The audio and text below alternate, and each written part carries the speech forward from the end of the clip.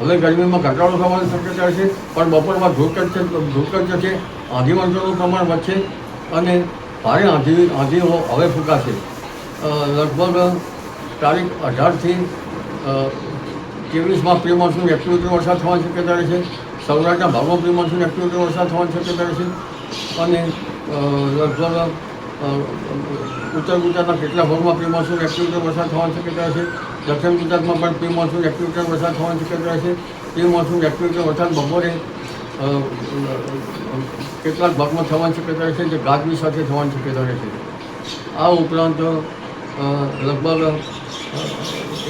રોહિણી કપે તો સારું, રોહિણી ઉતરતા વર્ષે તો વરસાદ સારો આવે, પણ અત્યારે હાલમાં કૃતિકા નક્ષત્રમાં બપોર બાદ આકાશ જાણે ધૂળકટ છવાઈ ગયું હોય તેવું હવે ધીરે ધીરે સ્થિતિ થશે અને ક્યાંક છાંટા થશે. કૃતિકાના છાંટા સારા, જે મોસમ ચોમાસા માટે અનુકૂળ ગણાય છે.